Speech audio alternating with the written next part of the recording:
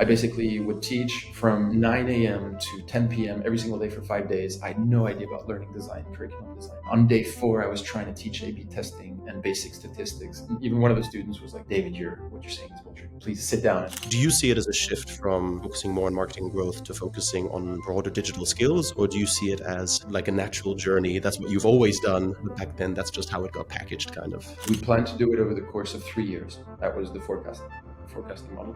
Right. And then COVID hit, we had to do it in 3 weeks. The new world is Zoom driven, and it can be online. You re-engineer everything, your collateral, how you work, your operations, business process management, the tech stack, everything. It's a rough transition going from executive, like leadership, strategy executive at a successful company, to being a founder. So you know how when we talk about growth, we talk about the funnel or the customer journey, and you try to see which part of the customer journey is the most broken or where you're losing the most value. You can do the same thing in finance. Which part of my business am I spending too much on? But if you were starting to build something new now, what would you build? And given that you didn't do anything of those things you did before, you don't have the background. No, you don't. Yeah, so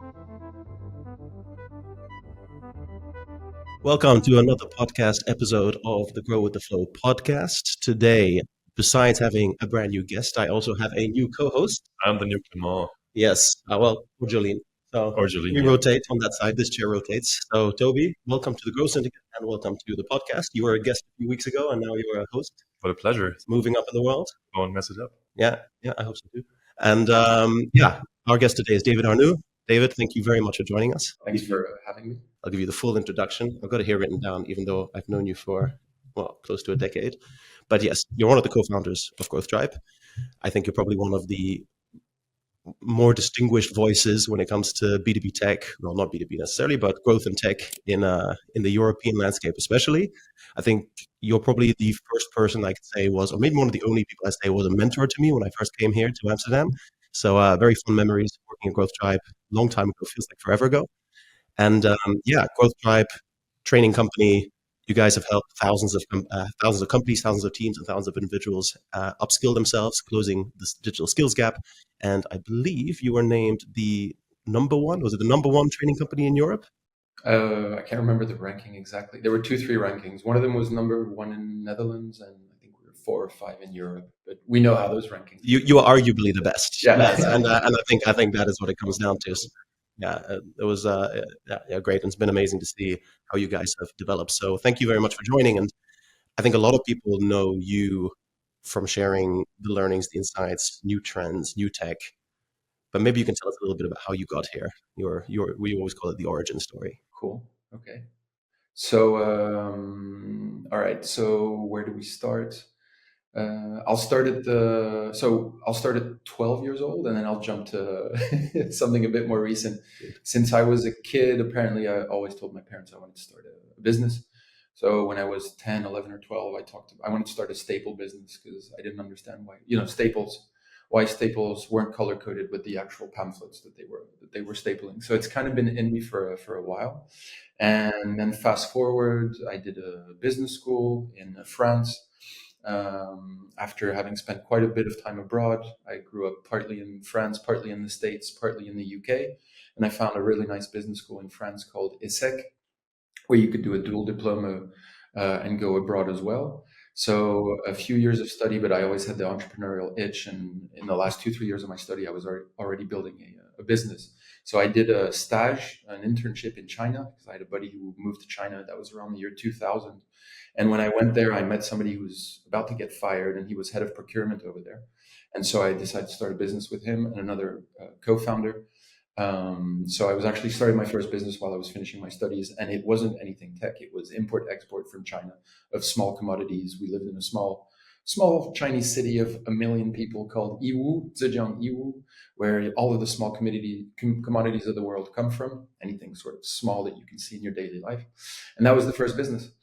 And that business turned into a pretty successful import-export business. Then that turned into a bit of a tech business because we started building software for the factories to coordinate with the European clients. And then after a while, we found out that our razor thin margins on this type of business, so very difficult to run. You start losing your hair overnight when you're playing around with 2-3% margins. Started a brand out of China. And that's where I started with e-commerce, basically. So I started back in the days. It wasn't even through websites. It was really the early days of eBay. Started selling products through eBay. That grew into a brand, an e-commerce website, which turned into 10 or 11 stores in some major cities in Europe. After that, so that's where I started dabbling with landing pages, websites, HTML, search, content, marketing, growth, customer acquisition costs, CLTV. That's where I started dabbling with actual tech growth and doing everything myself. We were a team of three, and the only sort of help we had was in the stores, in the shops. But online, it was all a little bit on me. Grew that to like a 4 or 5 million euro business. Actually, it grew. Funnily enough, it grew a lot more after I left. But I think when I left, we were at like 2, 3 mil, something like this. And I left for personal reasons. I met my now wife, who is Dutch. So she brought me to the Netherlands. She'd come to Haarlem in the Netherlands. So I sold my shares of that business, came to the Netherlands, joined a startup incubator, a startup accelerator called Startup Bootcamp. And we had a product called To Do, which was a task management productivity tool. It was kind of like Slack, very hashtag oriented. I did that with two childhood friends, one who was based in China and Hong Kong, and the other one who was based out of Ireland at the time. Or where was he at the time? I can't fully remember. Anyway, we did that. We did that for 2 years. MRR was okay, but we could never really scale enough. And then Slack kind of came and took us over, basically. And during that time, same thing, really focused on growth, customer acquisition, product, marketing strategies, retention cycles, word of mouth, product-led growth. And I discovered at that time the beautiful world of A/B testing and rapid experimentation. And at that same moment, at some point, we couldn't pay for developer salaries anymore. So I started consulting to pay for the developer fees. And when you're doing consulting, it takes away from your business focus quite a bit, but you can hone in on a lot of different use cases and business cases, which was great. So there, it opened my eyes to maybe 10, 20, 30 different types of use cases and business cases, both in the corporate world and in the startup scale-up world. And then that's the moment I started realizing that what I was doing was, not to be arrogant, but was pretty special compared to how others were operating businesses, especially in the sort of scale-up or corporate world. So processes of rapid experimentation, trying to do attribution modeling, aligning UX with analytics, with creative marketing, and with a bit of tech and code. Those four things tended to be separated within businesses. And it was kind of the time when this whole wave of growth was hitting the States and Europe, and we called it growth hacking or growth marketing. Now we talk about maybe product ownership quite a bit. But it was this data-driven, rapid experimentation, iterative or data-informed approach to growing businesses, which has taken the startup world by swarm now. But it was still pretty new back then, and also with this tech angle that with a little bit of technological knowledge, anything is possible. So that was a consulting gig, and then I met my co-founder Peter van Sodden, and he said, basically came to see me. He said, "There's a big need for this in the market. Let's start the world's first growth academy," which we started in. I'm very bad at dates, but it's probably like 8 years ago. More. I joined 8 years ago. Okay, so it's 10 years ago. It was actually the world's first growth academy, and what we found was that, or at least what I found in my consulting role, is that there was a much bigger impact when I would educate the client than when I would actually implement myself. And for agencies, it's the same thing. I think if you educate the client, they'll actually spend more with you. They'll work more with you. But I did sort of it wasn't really a test, but looking back 1 year after a year of consulting, I would see that all of the organizations where I had trained up the teams within that organization, be it an intern, somebody in marketing, or even leadership, the growth was still there compared to the ones where I was executing and implementing myself. I would call them back 6 months later, and I would say, "How's it going?" Because I always do that, right? After a project. And the ones where I had educated people, sat down next to them, showed them how to use the tool, the process, they said, "Yeah, the growth is embedded within the DNA of the business, and it's part of our way of working." In some cases, they even created new roles or new departments. And so based off of that, I felt like the product market fit for a growth academy would be the right one. And it was pretty cool because in those days we had a small office. Actually, we started the world's first growth academy in the University of Amsterdam. We had this really yellowish 1970s classroom with these really rigid chairs. And I built a curriculum for a week. So what we did is we opened up applications and we were looking for hacker hustlers and hipsters. So there would be one tech person, one analytic person, and one marketing person. And our idea was to put them together in groups of 3, stick them in a company for 3 months and ask them to run as many experiments as possible. We had no idea about stakeholder management. We had no idea about cultural integration of 3 different people. So it was really brute force approach to it. And we did this boot camp week where it was 1 week where I basically would teach from 9 a.m. to 10 p.m. every single day for 5 days. I had no idea about learning design, curriculum design. On day 4, I was trying to teach A/B testing and basic statistics. And even one of the students was like, "David, what you're saying is bullshit. Please sit down, and I'm going to take over the course now." Just trying to do so much in a short amount of time. But when I go back to these people, it was maybe the best learning experience they've ever had because it was cramming everything into 1 week. And then we would deploy them within businesses, and they would bring in a little bit of disruption within those businesses on the approach, on the style, and on what they were doing. And every single project that we did had positive KPI increase on the key KPIs we were trying to focus on. So that was the Growth Academy. And then little by little, 8 years or 10 years later, we've turned into one of Europe's leading edtech companies, 35,000 people trained. We're really good at learning design now. We have a beautiful platform with anything around cutting edge digital skills. So AI, Gen AI, data, marketing, growth, experimentation, project management. And what makes us special is we have a mix of the on-demand platform, but also live. So we do a bit of live in person or online, get the teams together, get them to start learning. Then people do their homework, keep learning, and then we get them together again, start implementing. Awesome. So that's kind of the story in a medium-sized nutshell, I would say. I think maybe that's something that is important to note here as well. There was a time, I think there's this whole Growth Tribe alumni thing that just took over Amsterdam. I'm not sure if that's really known outside of Amsterdam, but basically like the Growth Tribe alumni from these like early couple of years took over a lot of like agencies, startups, and it's almost like the PayPal mafia of Amsterdam. I always say, like maybe not the same budget, but that's something. And you guys took over LinkedIn as well, like those couple of years. That was super impressive. Yeah, it's true. Like the alumni have gone on to do amazing things. Like you, Ferdinand, launching a business, Not sure I'm the best example, but there's a lot of cool people out there. It seems that we keep in touch with a lot of the alumni informally, but everyone's gone into, and also to bring this mindset within the ecosystem. I think that's really important. Yeah, I remember I applied to Growth Tribe and I had no idea what you guys were doing. I'll be really honest. I remember I read Lean Startup the night before my interview with David. I think I know with David. There's my brain with Peter. I was the first. I was like, I'm just gonna read. I'm gonna cram the Lean Startup. I have no idea what this is because I had some marketing background, but I didn't know the tech world. I lived in Hungary and in Spain and in places that were not super like into the tech. Now it's changed. Those places are all super up and coming, but at the time it was not. And I remember the first 3 months, it was just crazy learning curve. And I think there was that point where having worked at Growth Tribe, I could go anywhere I wanted. Yeah. So that was definitely that moment. So when I started at Growth Tribe, I remember that it was this feeling of, I mean, we were doing awesome things, but there was also a huge hype around growth hacking, growth marketing. I think it's maybe also chicken and egg. We also played a big role in hyping it up.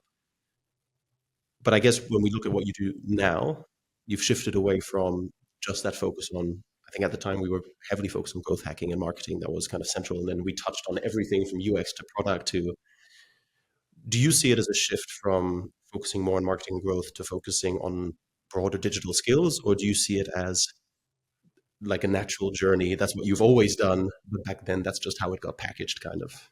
Good question. So there's 2 ways to sort of launch a solution, right? You either bundle or you unbundle. And I think in that case, when we launched the Growth Academy, it was a question of bundle.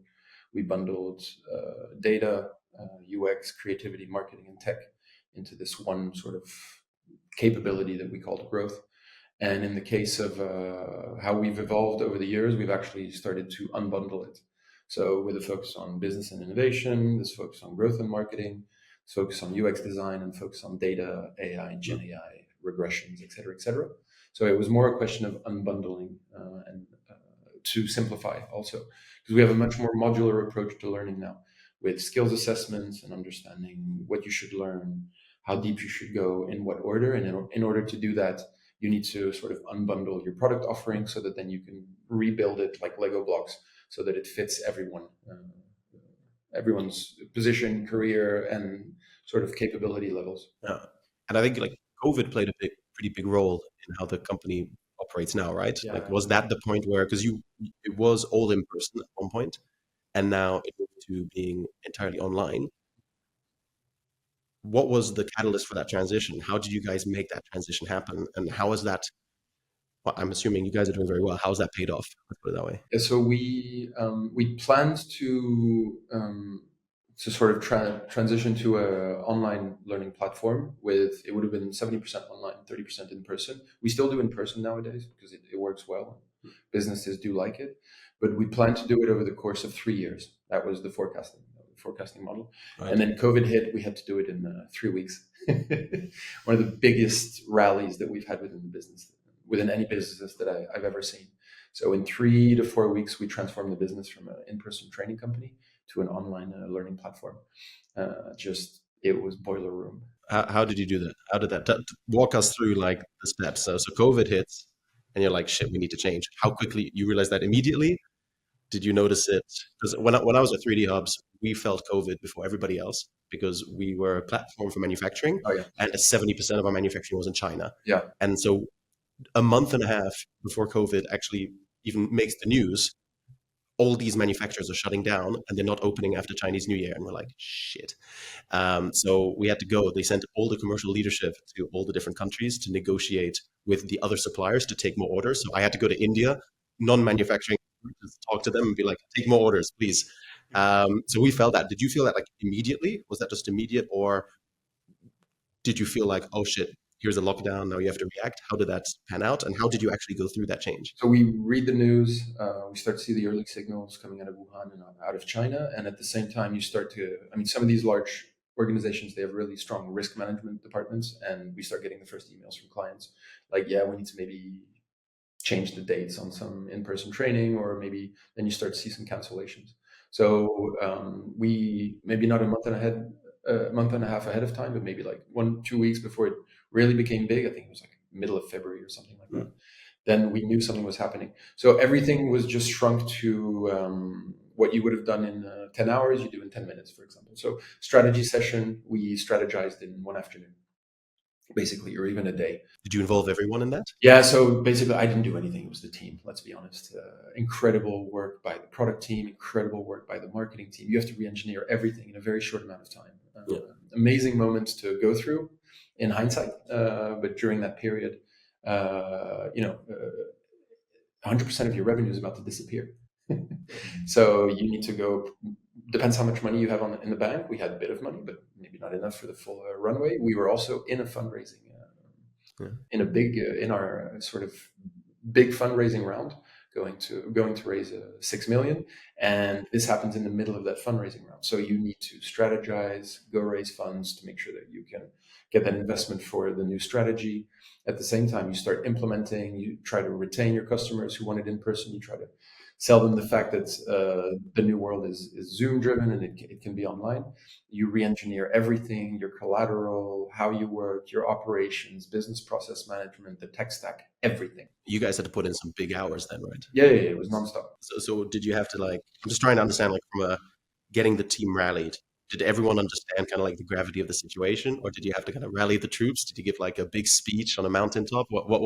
How did you get everyone to just shift from your day to day to, because I think there are companies where if there is crisis, everyone will come together, but there's definitely companies where that doesn't happen, where people are like, yeah, I didn't get that raise, and also I didn't get that promotion, so why am I going to work 10 hours today? How did you rally the troops, and how did you guys just kind of come together to do that? So, culture really does eat strategy for breakfast in that case. And we're so human-centric and people-centric and people-focused, and we've always tried to build a really good culture, take care of people, and the culture was there that everyone who's always left Growth Tribe, maybe not everyone, 90% of people felt like it was a little bit their own as well. And it really happened organically and naturally. So there was no rallying needed. We've always been very transparent about how the business is going from a financial point of view.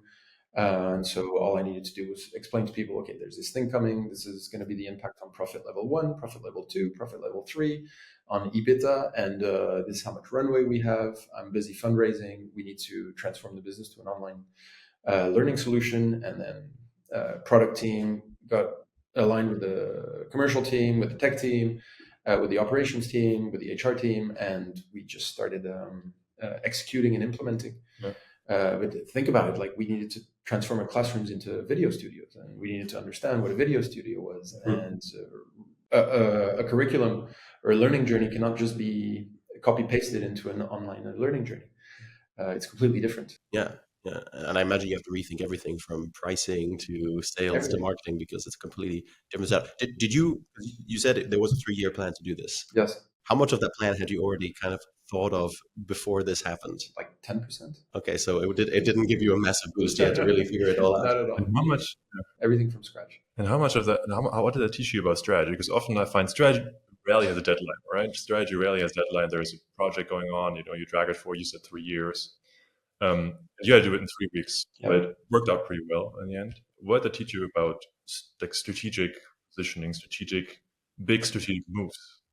Yeah, so strategy is a big word, and you can put a lot of things in there. For me, it really starts with the customer needs, customer pains, and in that sense, we kind of had an advantage, or it was an opportunity, because the need and the pain is there, right? And they have no choice but for online delivery. So that one was kind of and then it's the operational side of the strategy that was harder to figure out. Like you said, the pricing model, the actual business model, how do we reposition ourselves? So what we did is we did basically what you would do in a period of maybe 3-4 months in terms of positioning, customer interviews, all of that stuff. Yeah, we did it in 3-4 days. So we did it almost like a Google design sprint. We already had a lot of the knowledge because we were already tapping into online a bit. So from the customer point of view, we had, for me, strategy, everything starts with the customer. So everything sort of trickles down. So once we had those answers from what the customer pains are, what the delivery method needs to be, what their apprehensions were, the market research, the customer research, from there, it was pretty easy to align our ducks.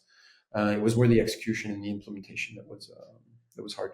It makes me think a little bit of, a few weeks ago, we had Hugo Pereira, who's like very successful growth leader, chief growth officer at EVBox. Like he took them like crazy lengths. At one point, I believe EVBox let go of all leadership. After after an M&A or a certain point, and he was the only one they kept on because he was just that good. And then now he started his own company, and I was in a similar position when I started my previous company. And then Job, one of our colleagues at Growth Tribe, also started his own company. And one of the things I've noticed is it's a rough transition going from executive, like leadership, strategy executive at a successful company, to being a founder. No matter how hands-on you are, no matter how practical you think, there's this tendency to you overcomplicate everything. So, and Hugo described it as, I can tell you exactly what my company is going to look like in 5 years. I can tell you to the absolute smallest detail, but I have no idea what the fuck I'm doing the next 3 weeks. And I had a similar experience. And this kind of makes me think of that a little bit, where do you think that doing this in 3 weeks actually was better for you in the long run than if you had the 3 years? Do you think if you had the 3 years, would you have done it better? Or do you think you would have spent more time on things that didn't have an impact, or would have overcomplicated it or overthought it? I guess the pressure cooker. Yeah, the broader question here is like, is there also some value in just doing shit rather than overthinking it, I guess? I don't know, right? Hindsight, I have no clue. We were a pretty no BS company from the start anyway. All about experimentation, rapid experimentation. And then, so this role of founder, it's, especially when you're scaling up, it's very much a balancing act between the experimentation and the business process management. And so the scaling side. So it's like the organic side versus the more hierarchical side. I'm very bad at BPM, by the way, business process management. I think what's interesting is that, and for founders for people who are transitioning to founder, is you need to get really good at planning things that are unplannable. And that's why I love the notion of anti-fragility by Nassim Nicolas Taleb. It's the idea that you need to build an organization and a network, or organization, or a group of people, or an organism, a living organism that can grow from the constraints and the stressors rather than be hurt by it. And there's a couple ways of doing that. But the idea, it's a little bit like the body. So that's how vaccines work. You take a little bit of the poison and it makes your body stronger, and you build up the antibodies. So you actually become stronger thanks to it. And organizations kind of should be built in the same way. And as a founder, you should almost be an orchestrator more than a sort of command and control. The world of command and control is done. It's finished, unless you're building like nuclear power plants, because we are in a position and in a world of perma crisis / perma change. And again, I'm not even talking macro. I'm really talking about customer behavior. The consumer behaviors, they seem to change every 3 to 6 months now.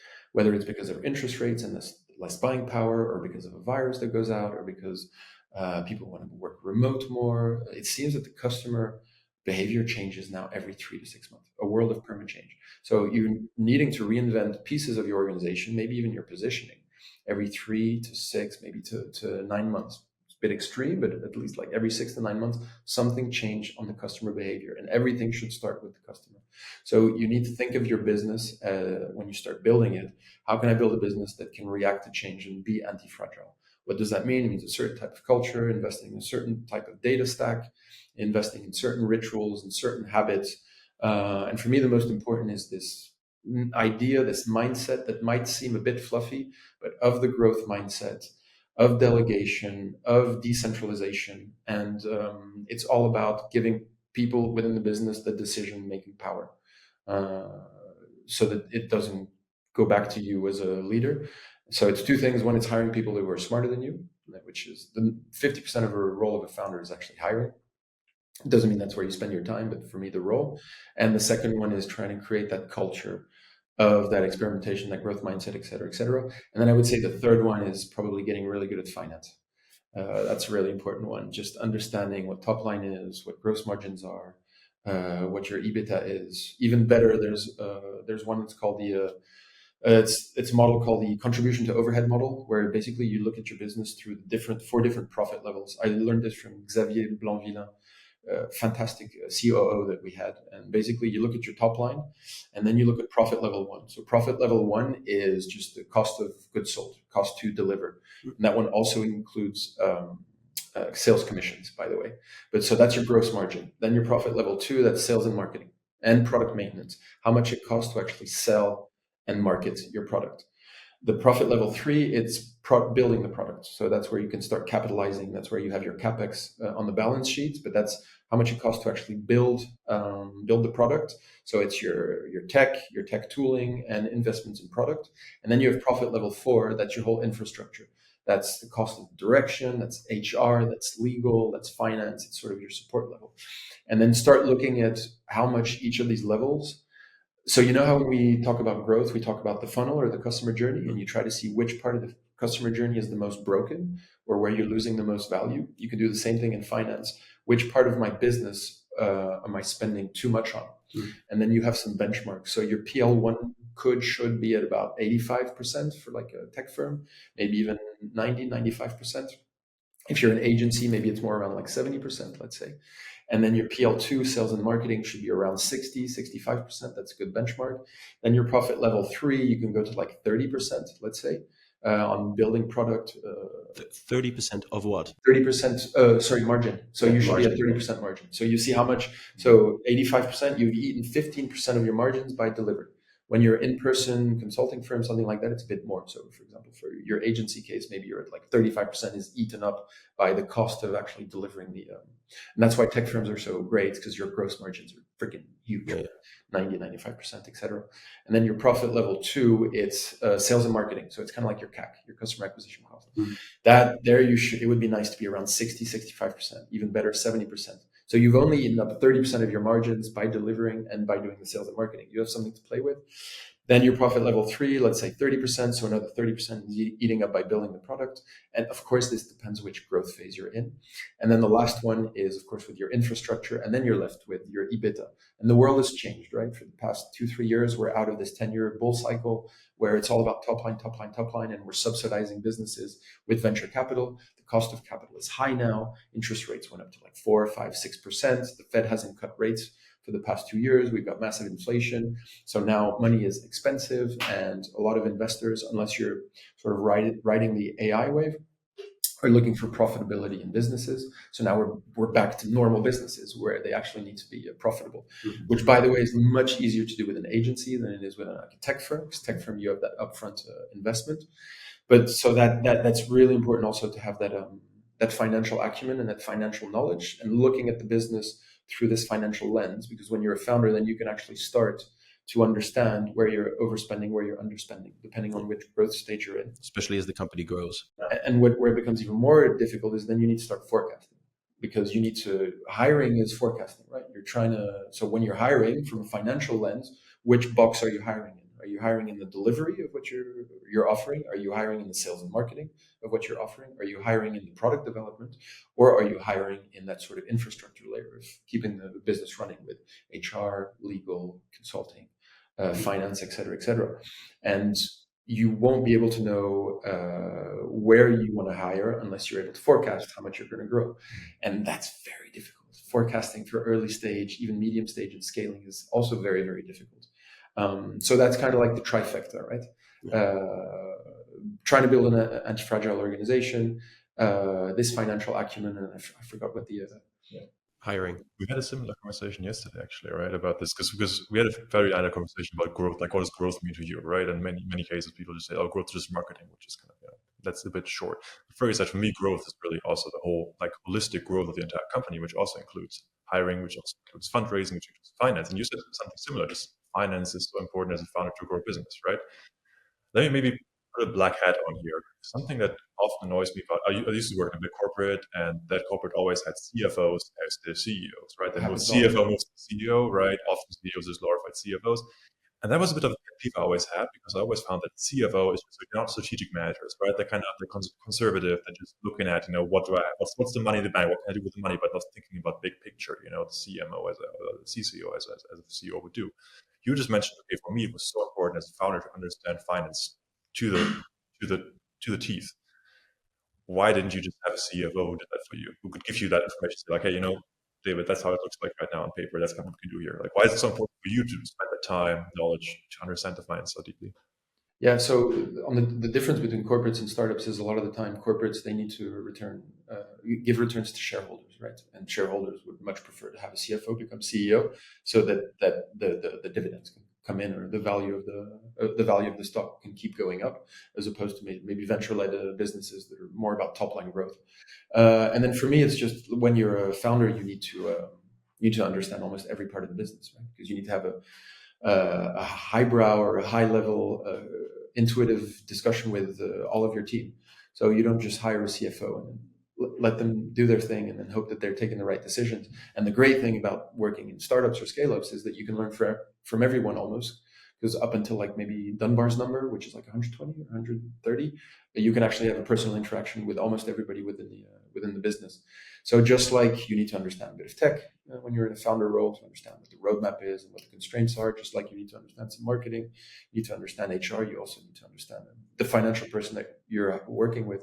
And we hired fantastic CFOs through the years, and you want to be able to have a good conversation and understand how the business is run. Yeah, it's funny. Yeah, three completely different questions have just popped up in my mind, like completely different topics. I think the first one was when I remember, like in the early days, and I think when I joined Growth Tribe, we were 12 in the company, and somehow I still ended up being Ferdinand number 2, because another Ferdinand had joined the week before me and never met another person called Ferdinand, and then I joined this company and I'm Ferdinand number 2, which you expect if you're John or Mike or Tom, but as a Ferdinand, you don't expect it. But what I remember is you were always very accessible, very present on the floor of the office. Yeah. And the first thing I thought about when you said, when it's 120 people, you can talk to everyone. And I remember that is what you did. You were there, you were present, you were accessible. How has that changed, or has that changed after you guys went remote? Because in my experience, when you have larger teams working remotely, you don't have the water cooler talk as much. You don't have the ad hoc meetings where you're in a meeting with a group of maybe more junior people that you would usually not necessarily cross paths with in your regular schedule. Yep. Has that changed? How has that changed? Yeah. How do you maintain it? Yeah, so there's ways to stimulate these random conversations. There's multiple tools online like donuts and stuff like that. It doesn't work super well. So it's true that the randomness does disappear a bit, and that direct contact with team members just is reduced. But there's ways and rituals to stimulate that, getting together regularly, having random chats and random hangouts. Stressing the fact that you're always open for random conversations, but it's true that maybe that dilutes by like 20-30%. Yeah. So maybe that Dunbar's number almost drops in a remote environment. Yeah, that's a good point.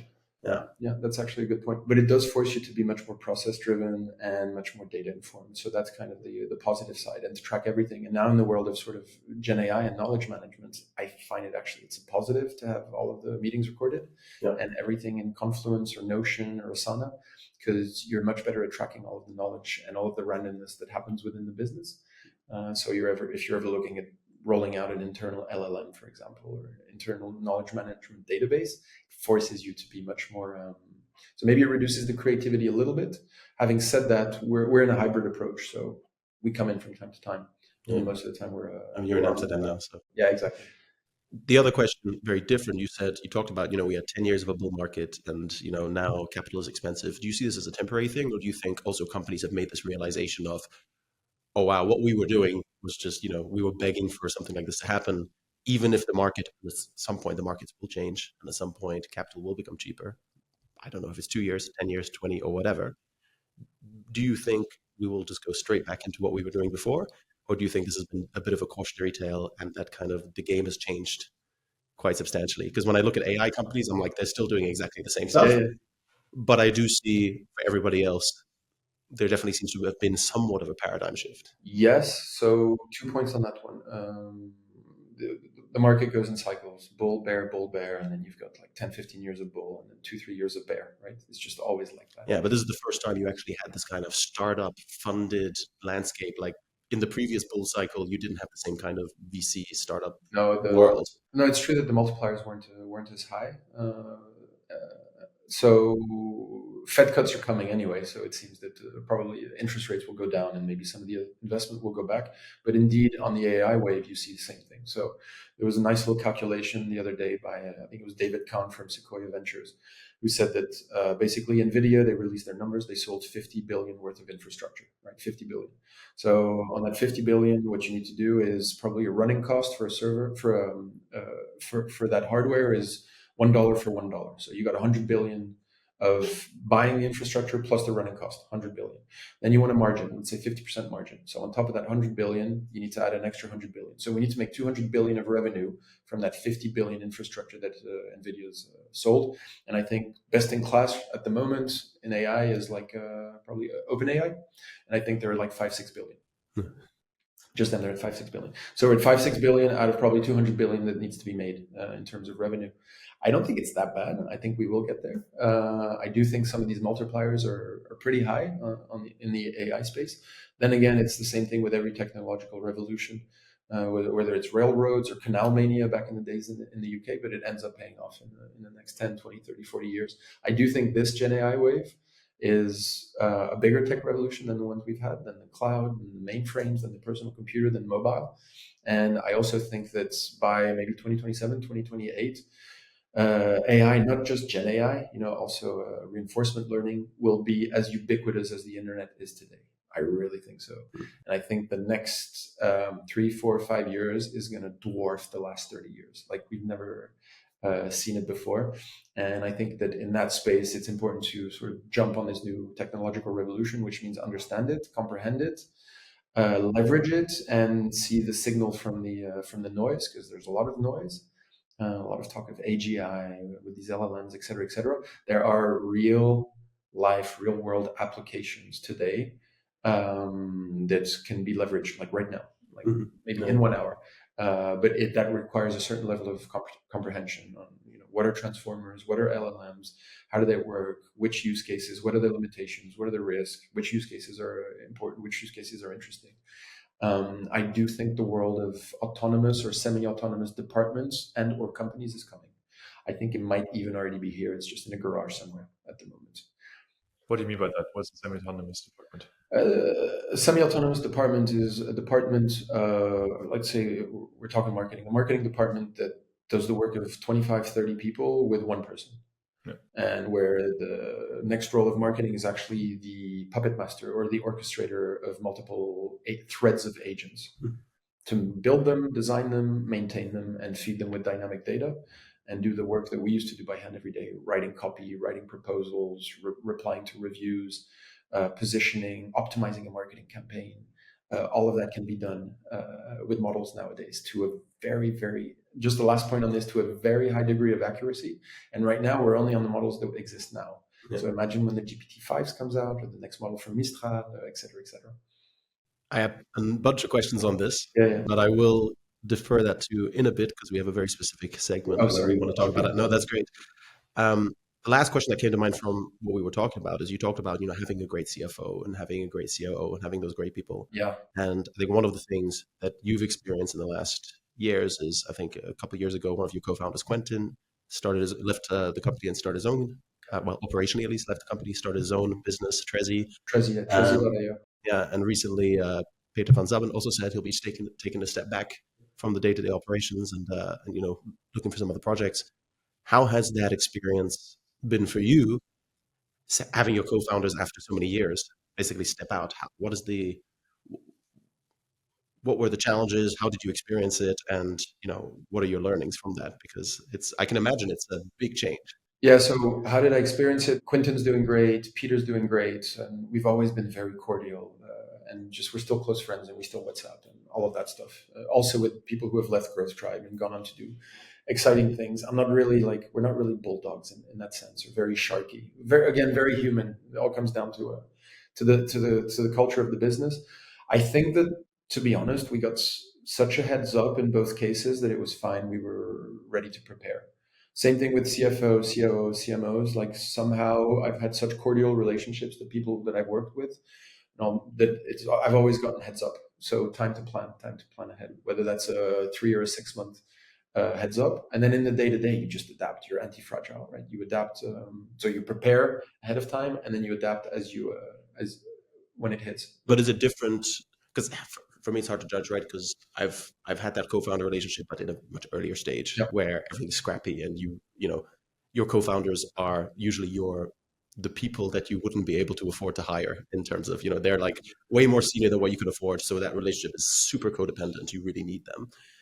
What's it like now as a founder, not necessarily having co-founders at the table and having hired executives who maybe have a very strong commitment to the company, shares, piece of the pie? Is that different, or is it just, at this stage, the company's evolved to such a point where it's just another of many adaptations? Well, let's say for the business, there's potentially a key person risk, because you've got one person at the helm, so I better not die in a car crash, basically. But I am able to have that relationship with some of the executives that are here, because they're also very smart, very engaged, very loyal. We were joking yesterday that they call themselves dinosaurs because they've been around for like 6, 7, or 8 years. But I definitely miss the midnight calls on WhatsApp, or the WhatsApps when something's going wrong and just somebody to talk to. But I'm getting a bit old now. I'm like 40. I've been doing business since I'm 20. So I started my first business when I'm 20. I know how to weather the storm now. I've been through so much that keep calm and carry on, that British adage, but rapidly. So keep calm, carry on, but do it fast, and keep implementing. That's a new poster right there. Keep calm, carry on, but do it fast. Keep implementing. This fits in really nicely with what you were talking about the other day, with like, if you could start over. Yeah, if you could start over, what my brain is freezing right now. Yeah, it says right there. If you could start over, what would you do differently? Oh yeah, if you start. I want to give you your question. I'm not going to. It's my question. Ask your question. Yeah, I was so into that question. I was like, I didn't even look at the document anymore. Tell me more for it. Yeah, no, I was like, so. I mean, you're 40 now. You started Growth Tribe like 10 years ago. But if you were starting to build something new now, what would you build? Ooh.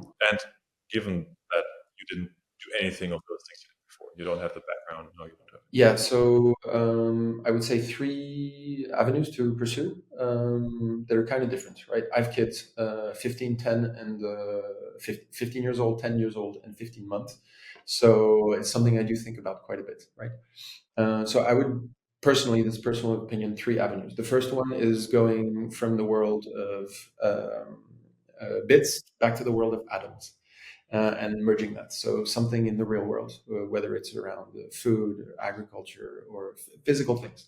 It doesn't have to be a tech company. By the way, there was a nice little report by Sifted a couple of weeks ago. They showed the top 50 growing startups in Southern Europe. It was like Italy and Portugal and Spain. A lot of physical products, wellness, good food, organic, all of that stuff. Solar panels. Love it. Natural wines, something like that. Something in the physical world. I'd even go as far as to go into welding, plumbing, agriculture, something physical. The real world, we're all going to need that. And the tech world is pretty risky at the moment, right? A lot of people can be not replaced, but a lot of tasks, and also very hard to keep up with. Second one would be really around autonomous ventures. So I think if you're going to stick in the tech world, start to look into how to start, like I was saying, start orchestrating autonomous agents. Still a deep understanding, behavioral psychology, and deep understanding of the customer and jobs to be done. But then how can I leverage this new sort of wave to deliver great experiences to customers at scale? So starting to leverage a lot of this Gen AI technology, which will never be worse than it is today, but it's growing quite fast. And then the third one, there's just, so this was somebody called Stefan Bosman who was telling me about this a while back. There's this huge revolution that's happening in Europe at the moment around sustainability and driven by taxes. So any company who's manufacturing is going to need to comply to a certain amount of very complicated European rules, or else they're going to be, that their cost of production will be too high because they will be taxed to oblivion. So any and all organizations within Europe at the moment are looking into complying, and it's trillion dollar industry over there. Yeah. So it's kind of a little bit less exciting, but it's compliance to new carbon rules within Europe. Yeah. Big market, a lot of money, very interesting. Every company almost in Europe is going to go through this. Busy market. I'm advising some companies in that space. It's a very interesting space. Yeah. Very interesting too. Actually, I want to link on the first one a little bit, if you let me. The physical side of things. Is that, you mentioned you want to build like something physical. Is that because you have a desire to do something with your hands, or is it because you just find the market opportunity so interesting? No, so I try to reason when I'm in a business context, very just probabilistic thinking. So risk reward. So what's the probability of this being successful, and then how big is the reward? And then I try to give 3 options based on your risk level. So if your risk level is low and you like stability, I would go into something with regards to the physical world, especially with all of these new EU regulations, we're going to start reindustrializing. So if you're in the EU at the moment, but we also see the States reshoring, and we also see that China, they never needed to reshore because everything's happening there. So a lot of things are going to happen much more locally as well. So it's just probabilistic thinking. Tips for 3 sort of risk profiles. Nice. Conscious of the time, we can move on to the next segment. Absolutely. This one's one run by you. These are fixed questions. We ask them every guest because we later want to kind of compare. They're not too complicated. They're not rapid fire, but they're relatively short form. Yeah. So that's the Peter Thiel question. That's the first one. What's the controversial opinion you have? That's at the moment, because I seem to have a different opinion every week. I think at the moment, the world of physical stuff, physical goods, might be more crucial than the digital. Not more crucial, but a better. What I was saying, maybe better prospects than the digital world for the next 5-10 years. It'll still be physical with the digital, of course, right? Because the digital is impregnated everywhere. But I would say that's one. And then the second one, maybe not too controversial, but I feel like we've completely lost the nuance in the world today. Everything is a dichotomy. It's black or white, good or bad, 1 or 0. you're on my side, you're against me. Very much a zero-sum game, and that's really driven by this these outrage-hungry algorithms that we use every single day, unfortunately. And so I also see that the reach on these, going back to marketing, the reach on these platforms is the organic reach seems to be degrading everywhere, apart maybe from TikTok at the moment when we're recording. Organic reach seems to be going down absolutely everywhere. So we need to go back to fundamentals in terms of marketing. Yeah. Really maybe adopting marketing strategies from like 1980s, something like that. That's what we discussed. That will come up in the AI question. Yeah. Are you a big social media user privately, or do you? Yes, I use it a lot. So I'm a big Reddit user. I'm a pretty big X user, although it's hard to read through the bots. It's yeah. And I met my wife on Facebook. Yeah, back in the days. I met mine on a webinar. And yeah, Nerd. And then LinkedIn, I'm on LinkedIn like maybe 2 hours a day. Yeah. And the thing is, this organic reach is really down on these channels. So we can talk about it later. And I also think that attribution is very complicated nowadays. Yeah. With the new Apple rules and with all the cookie restriction policies and with the multi-device customer behavior, so it looks like everything's coming from search, but actually nothing's coming from search. It's not coming from search. They're seeing you somewhere else. People are hanging out on social media. Well, we always say that the funnel is linear, but the customer journey is never linear, and that's where if you use the funnel as a mental model of organizing your work, fine. But if you're using it as a representation of how the customer behaves, it's super off. That's why the fundamentals are so important. Yeah. Can I just choose which one? What's your biggest or favorite fail? I would say favorite. Poor business forecasting. Once you go so you got 0 to 1, 1 to 10, and 10 to 100. Once you start hitting like 6, 5, 6, 3, 4, 5, 6, maybe even 8 million in revenue, you need to start forecasting. Very hard when you're a 2-3 year company. Very, very hard, even 5-6 years. So inaccurate forecasting, not understanding what the drivers of growth of your business are, because then you do wrong forecasting and then you invest in the wrong areas and then you need to divest from certain areas. And sometimes that leads to restructuring, which is just terrible because it's letting people go. Yeah. So improper forecasting is terrible. Big one. Who do you learn from the most? The kids and the family, actually. Nice. Yeah, that's definitely. Hey, I'm old. I'm like 40, right? So the new wave, it's children. And I got those 3 ages, right? Like 15, 18 months, and then 10 years, and then 15 years, and then my wife, who's also in a completely different sphere. She's more in care. So I learn a lot from them because the basic principles of life can also a lot of the time be applied to business.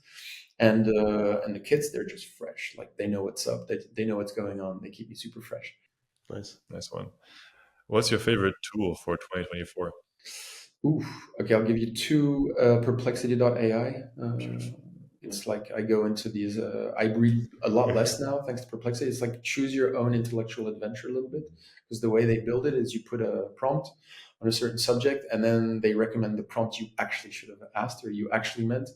And it's just an absolutely fantastic tool for diving into any subject. So. It's the most recommended tool we've had so far. Okay. Yeah, I started using it 2 weeks ago because of that. So like 2 weeks ago. Yeah, in the world of LLMs, you got ChatGPT, so that's kind of your all-rounder. And then second, I would say you have Claude, that's for like prose, very good at prose. And then you got Perplexity for anything that needs to be intellectually stimulating. And then in terms of tools, I'm going to recommend agentic tools. So one is called Mind Studio. I think it's uyou.ai, the URL, but check Mind Studio. If you want to build agentic workflows today, start using Mind Studio. I think it's best in class. And then there's a new up-and-comer that I'm very excited about by David Arnoux and his team in Sweden that's called VISS.ai. Up-and-comer, if somebody's watching this 6 months after the recording, it'll be a big, big player. Same thing for building agentic workflows. VISS.ai, extremely exciting, scarily powerful tool that's coming on the market. Nice. I can see the excitement. Yeah, it's just mind-blowing stuff. I'm going to use my time before this airs to research them. Yes. It's good. Should we do the face palms? Yes. So every week or every episode, everyone quickly shares a kudos and a facepalm, something they thought was particularly cool and deserving of a bit of a shout out, and then something that is a little bit lame and not cool and can be anything. And as always, we let the guest go first because it's always awkward if I say the same thing the guest was going to say. Okay, I understand. And does this have to be sort of public sphere, or it can be? It can be whatever. Okay, then I mean, my kudos is to what the team did over the last. We're doing it. It might sound boring. We're doing a platform migration at the moment, and everything's going swimmingly, which is usually rare with platform migrations. But from the customer side or from the technological side, it's going well, and the team did just an incredible job of planning for it, implementing it, executing it, and now we're with a tech solution that works even better to serve customers. So extremely, extremely excited about this one, and then. Facepalm, I would say, for me, it's. I'm going to go back to Gen AI. It's such a subject at the moment.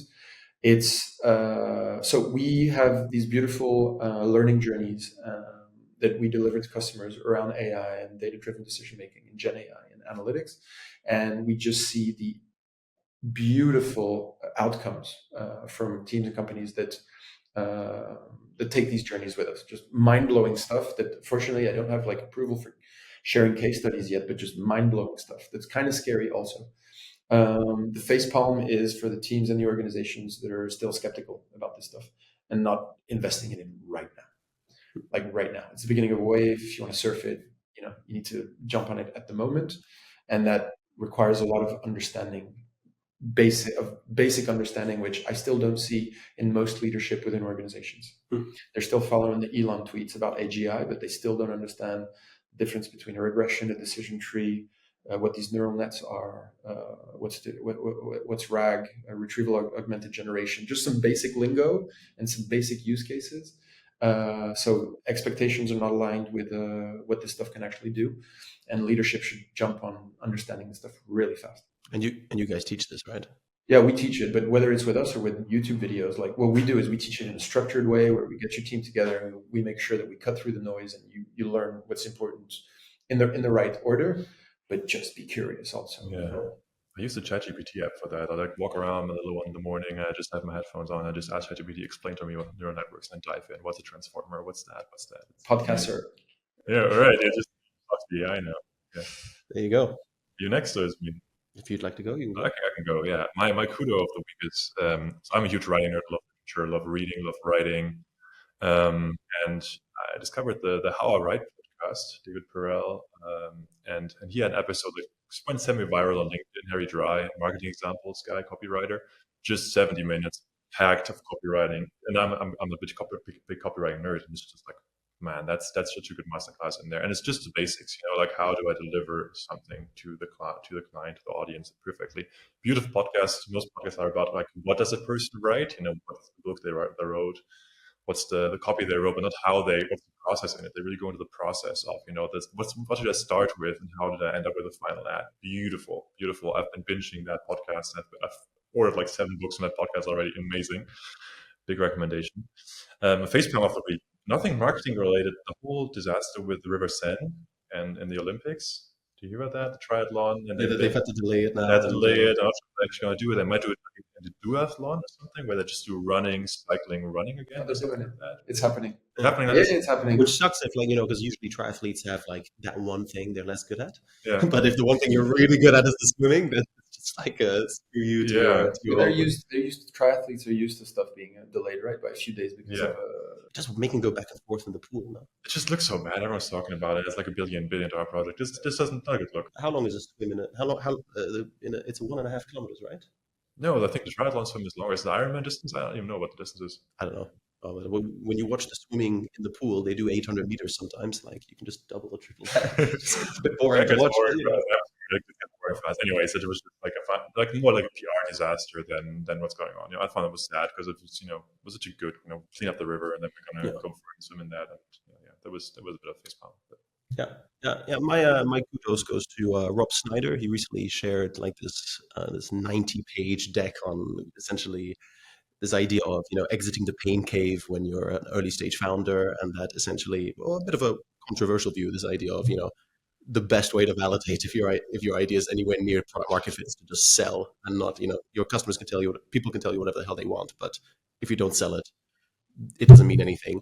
And it's something that I've experienced firsthand. But he just shared like this entire presentation. It was just such a valuable thing. You could totally imagine that other people would package it up or sell it or whatever, and he just put it on LinkedIn. It exploded. You shared it with me, so kudos to you too, Toby, for sharing it. But it was just crazy. And then in line with that, I guess my face palm is a little bit like it's just I've done it before, so it's a lazy one, but I'm the only one who has to host every episode, so I get to be a bit lazy with my kudos and facepalm. And my facepalm is the LinkedIn algorithm. Last week, somebody posted this beautifully edited scene from Pulp Fiction talking about EU funding, VC funding. It's hilarious. It was a fantastic post. But I reposted it just because I didn't know what to post that day. I was like, yeah, I'll just repost it. And it's one of my best performing posts. Zero originality from me. I didn't put any effort into it. Yeah. And meanwhile, there are other posts, and yeah, sure, maybe all my content sucks. That's also a possibility. But let's assume that at least one or two of the posts I posted don't suck. They had nowhere near that kind of reach. And I think it's just the wrong things are being incentivized at the moment in the algorithms.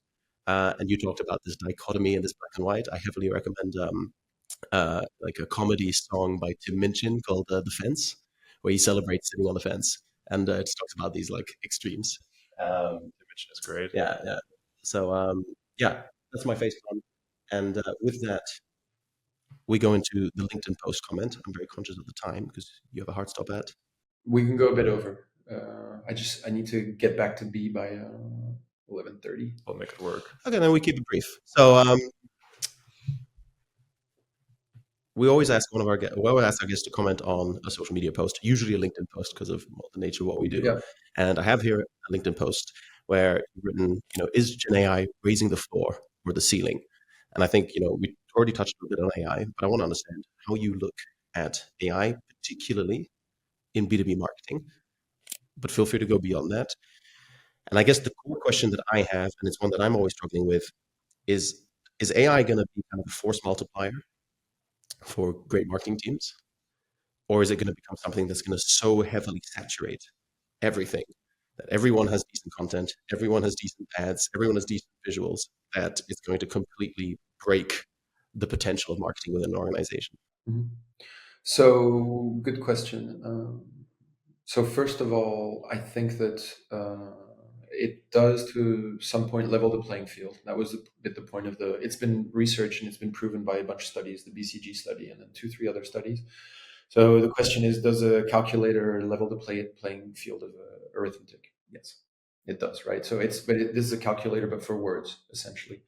In terms of B2B marketing, can you tell me like what the 3 main activities of a B2B marketeer are? Writing, channel optimization, maybe not even executing marketeer. Yeah, something around writing. You can also be a strategist. Yeah, writing and positioning. I don't know how much you can separate those, but I think one AI can do better than the other, at least at the moment. Writing and positioning, I guess, some kind of like content creation as a whole, whether that's design, video development, what have you. With the market research. Research, and a lot of stakeholder management. Yeah, a lot. So on the first 2, I would say that the way Gen AI tech is today, it can increase your quality by like 3 at the moment, and probably your volume output by 10 to 100x. 10 to 100x. On the stakeholder management, it could probably help you like 2x on both, something like that. Maybe not on the volume side, but on the quality, maybe a little bit of 2x. So are we going to be saturated by content? I still think there's only 1% of power users at the moment who don't just dabble with Claude or with ChatGPT, that actually know how to build the workflows and the mini automations. I think that's still 1% at the moment. By the way, get in there, like be part of that 1%. I do think we're already saturated, to be honest, with content. Like it's more expensive than ever to grab people's attention. We call it pay attention for a reason. You pay with your attention. It's more difficult than ever. That's also why I think in terms of marketing specifically, or B2B marketing, we're going back, like I was saying, to I don't know if it's the 50s, the 60s, the 70s, or the 80s, but we are definitely going back to maybe potentially non-traditional methods that work well. Closed communities, founders on Substack, email newsletters, all the offline, in-person approaches. And for me, the most important thing, and I say this to the teams a lot, is to cherish every single lead, MQL and SQL, just to cherish them and to understand the customer, because we have forgotten in this world of data-informed decision-making, we've forgotten to understand our customer. So yeah, I have a customer who's an FMCG and they sell ice cream. You don't understand your customer though, right? You need to understand that business as well as they understand themselves. What's their strategy? What's their pain? What's their SWOT? Understand the customer and don't look at them in numbers anymore. Really look at them as the human with the business, what they're going through, what their strengths, weaknesses, opportunities are. And that'll also lead you to delivering better products, to creating better copy, better writing, just really understanding the customer, which takes time, and cherishing existing customers over net new, where we seem to be addicted to net new. There's this net new addiction, net new. Now, it's 8 times easier to generate revenue from an existing customer than it is from a new customer. So in a world where it's difficult to grab attention, where customer acquisition costs are through the roof, where organic reach is important, spend 75% of the time you would have spent on net new, spend it on existing customers. Yeah. Building relationships, building connections, understanding people. I think that's also my feeling is, I mean, this is something where I'm a bit more skeptical. I believe that in the long run, all these predictions on generative AI taking over, I believe they're true. I just think the transition for the average company is going to be a lot slower than one might expect, because, even if we look at things like cloud and the internet, it still took companies a long time to adopt that. And I think it won't take as long as that. But I think what we're going to see is we're going to see players who could deliver, let's say, content, copy, design 1 or 2 out of 10 very quickly jump to a 6 out of 10. I think the 6s and the 7 out of 10s, they're going to saturate like crazy, and there's going to be no space. I do think where people are an 8 or 9 or 10 out of 10, very unique positioning, very creative, very much thinking outside the box. The people who do the things that by every kind of standard data point shouldn't work but does.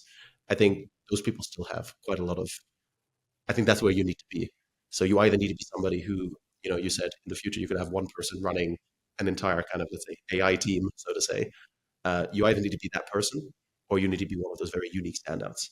The other thing that I also think about a lot is people like the original. So, why do people pay money to go see, I don't know, Kanye West live? I don't know. It's sad that that's the first example I thought of. Why do people still pay a lot of money to go see? I went to see ZZ Top 4 weeks ago. Guy's 74, was never the biggest singer, but still not a great singer. But why don't I see him? Because qualitatively, I could probably have a better time with some kind of watching a video with a bunch of people, or even a cover band that at this point is more close to the original. But people like to have the original. And I think AI can't deliver that. And I think if you can tap into that originality aspect, I think that's also something that really, if you can do that in marketing, that's something that will stand out. I would say yes on today on the content side. I would be skeptical in 2 years. And I believe in this 1,000 true fans approach, but for people like Kanye and stuff. But I think that we're all, let's see what the world looks like in 2 years. Because again, this is as bad as it'll ever be today, and it's already amazing. And the models are still pretty iffy. I think if you're looking at things like outbound, it's not the case at all. Because outbound, it's about volume, it's about testing, it's about iteration. Yeah. And on whatever tool you're using for the outbound, then there's no creativity necessary there. Yeah, I think if everybody's outbounding, we already have that now, is it's going to stop working. So it's just people aren't going to read anymore if they get 1,000 great messages a day. But people have been saying that about outbound for it's like SEO is dead. People have been saying outbound is dead. Outbound is not dead, but I think it's the thing that everybody does stops working. And I think that's the thing. Outbounding, the only reason it hasn't died is because people have then moved away from the everybody playbook.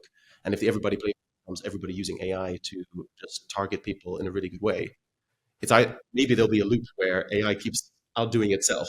Well, I use AI in like a very general term there, but where there are constantly new playbooks being developed by artificial intelligence. But if it is exponential in its learning and improvement, it's like the Lindy effect. So the older a channel is, the longer its lifespan will be. And then basically you see it's the same fundamentals that seem to work. Like email marketing, be really good at it. SEO, still not dead. It's being picked up by Perplexity now. So that one, be really good at it. And then CRM marketing, be really good at it. Those three seem to never... The what, we talked about this yesterday. Like, I'm a firm believer that like people talk way too much about the what in marketing, whereas the what, especially in B2B marketing, it just doesn't change. There's like 5 channels. I always remember the first thing I remember you saying, like sharing the Andrew Chen article, there's only 5 channels. And that has stuck with me ever since, because it's totally true. It's the how. Everything is in the how. I would say there's 2 others maybe that we didn't talk about back in the days. It's really this notion of product-led growth that you could maybe have a 2-hour podcast about, embedding the growth within the product, within the business. And also there's just this notion of engineered marketing that's always more like the community aspect. So the 3 channels that are outside of those, it's the product-led growth, the engineered marketing, small tools that actually buzz and go viral and drive eyeballs. Yeah, the channel there that Andrew Chen said was virality. And I guess you could argue that virality and referrals, Yeah, you're right. That's basically product-led growth is a form of referrals if you do it well. No, you're right. But yeah, again, you can make the categories as big as small as you like. Yeah, it's the untapped one of the 5 is the virality. Then that's the one that's the hardest. How needs to change. It's the hardest to grab. Yeah, cool. We have a couple of rapid fire questions. We're also conscious of time because you've been very kind to squeeze this in to your busy schedule while you're in Amsterdam. This is super rapid fire, 1-word answers, and it's just a bit of fun. So, do you want to go for it? Yeah, sure. Gen AI, game changer or not? Yes, already. Training teams or individuals? It's the same thing. Book you've recommended the most? War and Peace by Tolstoy. Nice. Learn by doing versus learn from others? Both. Is growth hacking dead? Yes or no? No, same wine, different bottle. Cool. Nice one. There we go. David, thank you so much for joining us. Really appreciate it. Is there anything you want to share with the audience? Anything you're working on? Anything you want to plug? Anything you just want to... words of wisdom before you leave us? Yeah, nuance. Everything's gray. Learn to communicate and have conversations, and be careful with the influence that the networks can have on you, even if you're extremely intelligent, very high IQ, EQ, PhD, whatever. It influences everyone. So nuance and discussion and conversation, and be careful with short form. growthtribe.io if you're looking to lead in this digital world. We have online programs, offline programs, hybrid programs. Come check us out.